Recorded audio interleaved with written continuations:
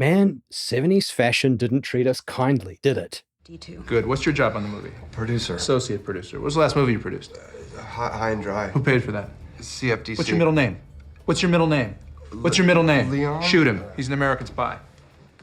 Fashion isn't the only thing that's been left in the 70s, but we'll get to government foreign policy in just a moment. Argo is an absolutely superb movie based on the true story of one of the most sublime counter-espionage events in history. Or I guess, known history, because they're going to save some good shit out the back. Historical context. We follow Ben Affleck's Tony Mendez, a CIA exfil expert set on the mission of extracting 6 US Embassy workers during the Iran hostage crisis that kicked off November 4, 1979. It follows the real-life Canadian caper, and on the morning of Sunday, January 27, 1980, the full 8-person party passed through passport control at the Mehrabad airport in Tehran, boarding a Swissair flight to Zurich, and escaped. The great prestige was that Mendez set up the embassy workers as film crew for the science fantasy movie Argo. Fake movie, but very real stakes. So we know how the movie starts, and we even know the ending. Job done. No need to watch it, right? Well, not quite. The movie is a sublime take on the real human cost and impact of foreign policy by powerful governments. It's not trying to make present-day Americans feel bad about being American. It's showcasing the long-term impact of a couple of ungoverned fuckwits in charge of some of the most powerful machinery in the world, the CIA. But we're getting ahead of ourselves. Major themes. I was alive when the Iran hostage crisis was on TV. We thought it was a simpler time when we could get away with flares and the tie-dye clothing. It might have been simpler for us, but the Iranian people suffered egregiously. In the movie's 7-second historical true-up, we get a glimpse of what was going on. According to Time magazine, the Iranian hostage crisis was an entanglement of vengeance and mutual incomprehension. It wasn't a bad day at the office. It was a high-stakes international crisis fueled by a whole lot of history. Iran saw the US as meddling imperialists propping up a dictator, while the US saw Iran as an unpredictable powder keg. Neither side was totally wrong, but neither side was totally right either. Either way, Iran was off the hot vacation spots list. Argo weaves such a beautiful line between all this. We don't really see a lot of Carter or Khomeini in the movie aside from some stock footage, but we get introduced to the panic, fear, and rage that citizens and visitors lived on.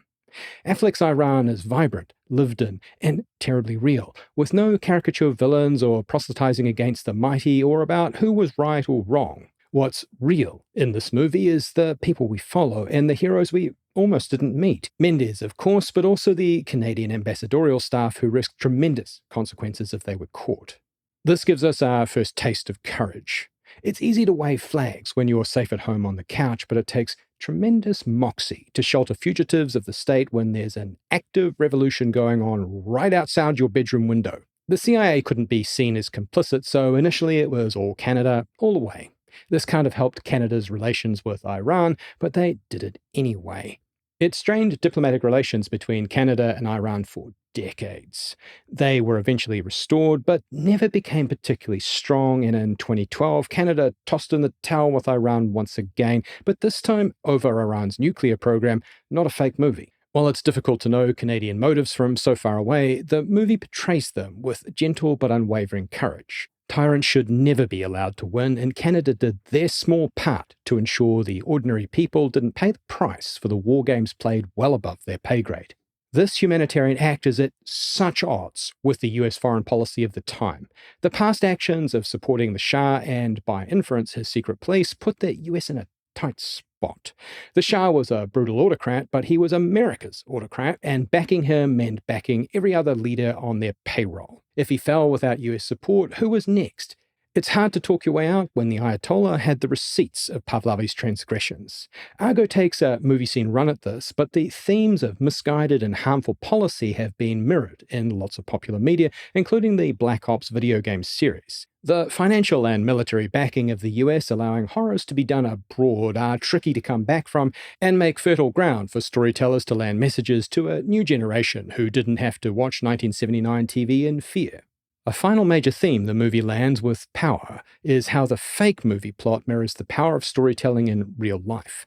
Argo shows how just the right amount of glitz and glamour can make something as real as concrete. It's a potent message to watch 46 years after the events. Some things we haven't learned from. There is just as much spin being produced in boardrooms and from Instagram influencers wanting us to believe, to feel, to become the message.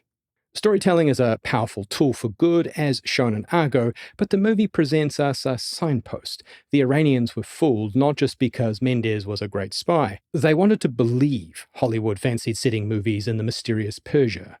The reality backing Argo was supermodel thin and leaves us a question. What are we willing to believe if we want it enough? Bad flick. All of this, the tension, the realism, the complex themes, wouldn't land as well without strong direction. It could run the risk of being historical drama or fanciful fluff. Neither happens, and that's not an accident. And this brings us to Ben Affleck. While the acting is all kinds of class in the movie, the standout is Affleck. What's not immediately obvious is that while he starred in Argo, he also directed it. His down but not quite out Tony Mendez is lovable. We relate to him and the struggles he's having since he and his wife separated, leaving him apart from his son. We know Tony struggles with the dual nature required by the agency versus being a good American. I feel Affleck must have fought dual struggles of his own, how to direct a good movie while also starring in it. He's threaded that needle like a pro. There's no special treatment of his character, no failures of acting or craft allowed. Affleck even pokes fun at his own directing when John Goodman's John Chambers says you can teach a rhesus monkey to be a director. There's acting, but there's also the invisible hand. My wife and I have seen Argo probably 5 or 10 times, and despite that, we're still on the edge of our seats during tense moments. For example, towards the end, there's a scene where our embassy escapees are on the bus between the terminal and plane. The driver has trouble getting the bus into gear, and we know soldiers are about to break down the door and get them. The grunching of the gears against the backdrop of the just a casual pretense from the US staffers gets me every time. I want to get in that bus and show the driver how to work a stick, for God's sake. It's the combination of visuals and narrative techniques that maintain suspense even if you know the movie. It's a masterclass in how to keep audiences in suspense without using a single crying baby or ringing telephone. So what? Argo is more than just a thrilling spy/escape movie. It's a masterclass in tension, storytelling, and the power of human resilience. It reminds us that history is rarely black and white, and foreign policy decisions ripple through generations, and that sometimes the best way out of a bad situation is a damn good story.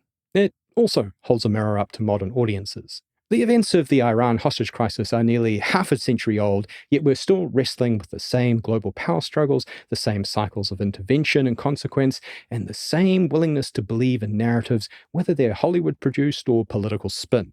And perhaps that's why Argo remains gripping, even on the 10th rewatch. It doesn't just tell a great story, it reminds us that stories have real power.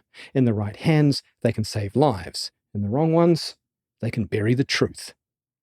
What did you think of Argo? Let me know your thoughts, real or fake, in the comments. As with all my videos, a transcript is available. Click through if you want the silent reading version. And thanks for watching. Please hang up and try again.